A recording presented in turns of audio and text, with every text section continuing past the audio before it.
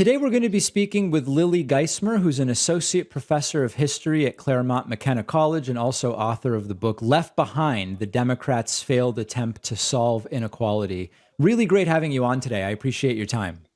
Oh, thank you so much for the invitation. So, I think an interesting place to start or a logical place to start would be most of my audience, I'm sure, would agree that at least the rhetoric and the promises of the Democratic Party relative to the Republican Party would seem more likely to reduce inequality and to sort of level the economic disparities that we see in the United States. And yet, to a great degree, it really hasn't happened. And we could talk about why that's the case. We could say, well, it's despite every good intention, it's simply Republican obstructionism, and sort of shift the blame elsewhere and take that approach. But you take a different approach in the book. Can you talk a little bit about the way you see what you call this failed attempt to deal with inequality? Absolutely, and I think that one of the issues which you've identified, and this is not to say that I think the Republican Party is blameless in efforts to address inequality, but I Yeah. think so often there's an effort to just sort of say putting blame solely on the Republican Party for its policies. And one of the things I really wanted to understand is that why inequity has increased so dramatically in the United States since the 1970s, but especially since the 1990s, and to understand the Democratic Party's efforts to address it and why those efforts didn't work. And what I came to largely is the fact that the Democratic Party, increasingly starting in the 1970s, started to try to use the private sector and the market as a tool to address inequality. And what I wanted to understand, and what the book addresses, is why those kinds of programs don't work, or why that approach actually led to shrinking the social welfare state and compounding inequality, and really contributing to many of the kind of problems we are seeing today. Yeah. So can you give us like one maybe example that might be an easily relatable one in terms of the idea of how to use the private sector, what was done, and why it did not work? Well, there's a lot, and the book sort of tracks a bunch of them. Yeah. One of the really clear ones is the efforts to use programs like micro enterprise or microfinance, which was this very popular tool in especially in the 1990s, and really beginning in the 1980s. People like Bill Clinton had the idea. And so for those of you who aren't familiar with what micro enterprise is, it's the idea of kind of giving small loans to poor people to start their own businesses. And so you start sort of micro entrepreneurs. It was first experimented with in the global south, especially in Bangladesh, by someone named Muhammad Yunus. And the Clintons in Arkansas in the 80s become really enamored with this program, and that you could kind of take what's a private sector tool of entrepreneurship and starting your own business, and that could actually be a replacement for traditional forms of welfare, and particularly forms of kind of cash assistance. So that's what Bill Clinton touts. And the idea is that, it removes the kind of social safety net and leaves poor people up to the kind of whims of the market. So the way it was sold is kind of like turn your hobby into a business. So you can, instead of needing sort of the support of government, you can kind of be your own entrepreneur. And that's one kind of program that was adopted. I can give a couple other examples too, but this idea of another one would be kind of turning to, in terms of housing, the program which comes to be known as Hope 6, which is a public-private mixed income program. So taking away like the kind of big public housing developments in Chicago. The most iconic ones are Cabrini Green or the Robert Taylor homes, and instead turning to these more kind of the kind of townhouse style developments that can kind of earn a profit and will at the same time that will help people. And so that's another kind of approach that comes in, that is addressing this kind of critical problem of housing, but in a way that's kind of using the private sector. The book also looks at things like charter schools as a key example of this too, which is a kind of mechanism using the mechanisms of the market. So charter schools, though, at least how the Democratic Party in the 90s promoted it, was not about making a profit, but was about using the techniques of the private sector to make public schools more efficient and accountable.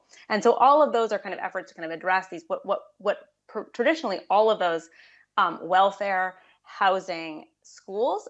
The idea is that those are kind of critical components of what the public sector should be doing and what we rely on government to do.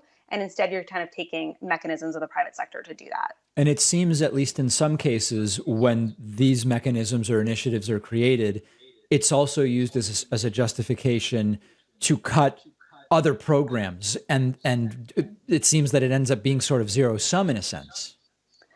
Yeah, I think that's absolutely right. And so one of the things I look at the book is there's a lot of this language of these are win-wins, Yeah. because in a lot of the ideas is that it's another kind of critical program that I look at is like efforts to kind of treat poor communities like they're parts of the global south and to kind of bring corporate investment to them. So like the same way that globalization was working internationally, they sort of bring private sector investment, and that's like helps the community, brings jobs, brings Walgreens. But at the same, and also helps companies like Walgreens gain a profit. And so it's a win-win, but it's actually in many ways a zero sum in the fact that like who benefits in that mechanism is the companies more than the kind of places or people who live there. When I recently interviewed Gary Stevenson, who's an inequality economist, he said that of everything he's looked at and has studied extensively, that at the end of the day, the most effective way to reduce inequality is through government taxation. Basically, a government deciding, here's how we're going to use taxation. We're going to, and the specific policies are, of course, to be discussed, but that's really the way to do it. Is your experience that that is the most effective? Yeah, I think it's taxation coupled with intense government spending, and so Mm. spending by the federal government and by state governments into providing for people. So the common and that's often achieved through taxation of largely of the wealthy, and that's really important. I mean, I think because one of the ways that this kind of approach, and so it's really kind of comes into fruition in the 90s during the Clinton administration, is this idea of and the Clinton administration did enact some modest taxes on the wealthy, but not to the kind of full extent. But their idea was really that you give corporations and wealthy people the sort of opportunities to help rather than actually making them make any kind of real sacrifice. And that's kind of what a taxation approach would do, that it would reduce inequality in those terms and make more money available to help people in need and sort of rebuild or sort of have a vibrant social safety net. So, I mean, I think this next question, it's sort of like an economics question, but I think it's also a history question. And of course, you can answer it in whichever way you think is appropriate. When I hear sometimes some on the left who they're not taken super seriously in most cases, but they talk about a 73% marginal tax rate or a 78 on really, really high incomes. I understand the math of it, and I understand the studies about government revenue is maximized when you have that top tax rate at about 73%. And I get it. But it also seems completely politically infeasible right now. And also, there's this major issue of no matter what the rates are, there's lots of ways to get around paying anything at all, and deductions and loopholes and the way businesses and other things are used. So from a historical perspective, in terms of what's viable and what's acceptable to populations, where do you think the Democratic Party should be on tax policy? Well, I think there is. I mean, I think what has been largely popular has been this idea of, I don't know the exact, I can't do the exact numbers. Yeah, I'm terrible at math, so I don't want to, fair. give you or anyone else the wrong impression. But I think that one of the things that comes up with that is that actually I do think that message of that corporations and wealthy people should be held responsible and should not be kind of and that goes with both sort of what they're paying, but also that those loopholes need to be closed. And I think that actually has been a really popular message, both and you saw it in Bernie Sanders and Elizabeth Warren's campaigns. And I think that actually that has bipartisan appeal to some degree too. So that is a popular message. I think when you get into the numbers, probably that it's more complicated.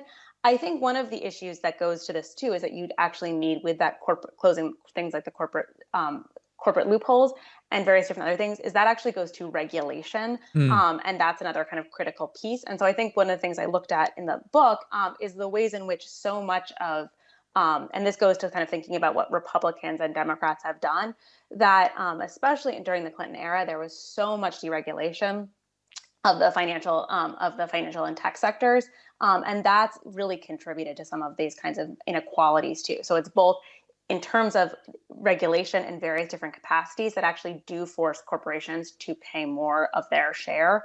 That is a way of kind of addressing some of these kind of major structural inequities that exist. It also seems Um, that sometimes it's not, I don't want to say it's difficult, like people don't have the cognitive capacity, but it's just people are busy and they have lives.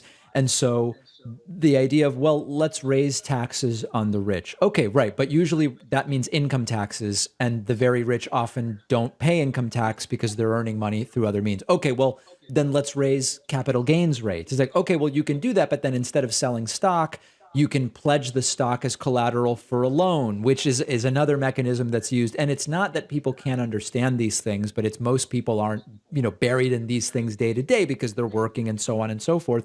It seems that that also is sort of a difficulty, even when a solution is proposed that isn't really a solution, like just raising income tax rates. So there's a communication aspect to this.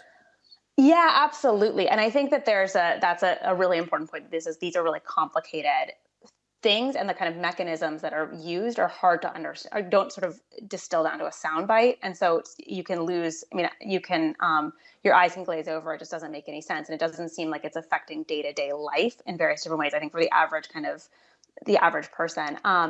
And I think the other kind of piece of that too, is the ways in which, so I think this goes to the way we think about inequality. And this also goes back to like sort of in, my book, I looked primarily at the kind of this period of the 90s when there is kind of large economic growth. Like we look back in the 90s with some nostalgia of this period of like, and so that's one of the things that happened. I mean, is that you have overall economic growth, but inequality increasing.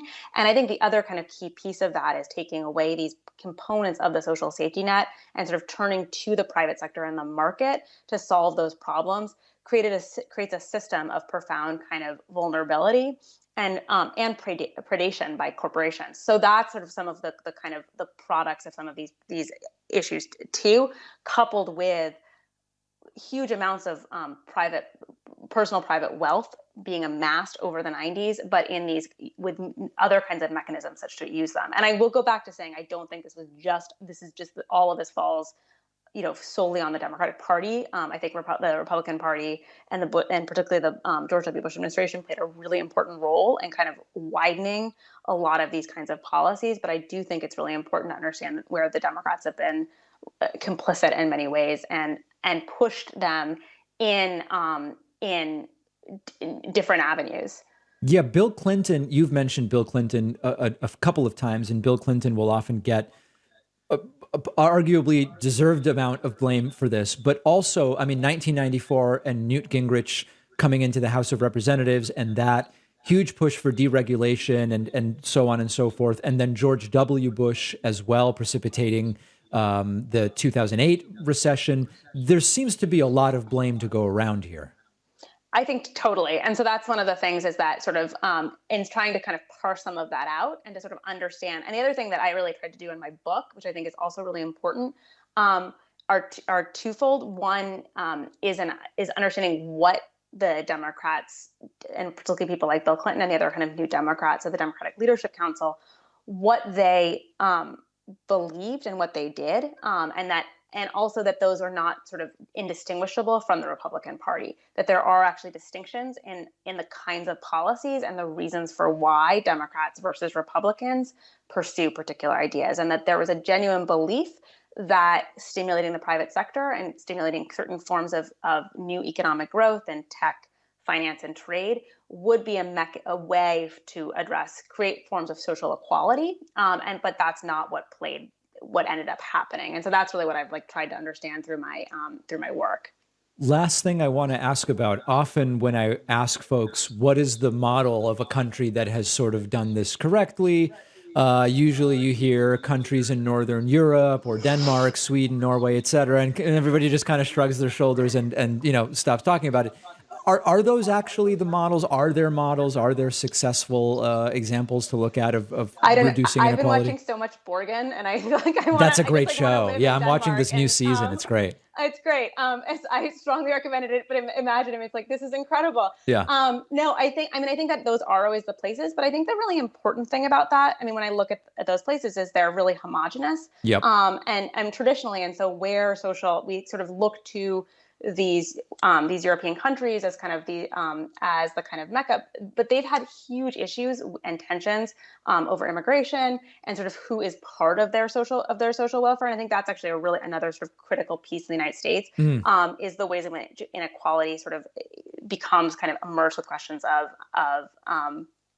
of race and how that operates, of sort of who is worthy of certain kinds of assistance. And so I do think that many Western European countries are also experiencing the same kinds of questions today. But I do think the ways in which the commitments to social spending and to having a kind of robust social safety net and social wealth is critical. I know, and because I know you've mentioned the viewers, but that you just had a baby, and when you look at the kind of differences of what parental and childcare are in many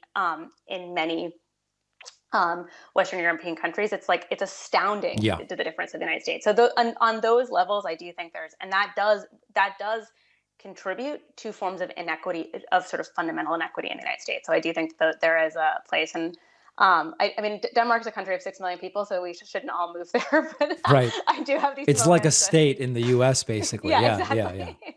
The book is Left Behind, the Democrats' failed attempt to solve inequality. We've been speaking with the book's author, a professor of history at Claremont McKenna College, Lily Geismer. Really appreciate your time today.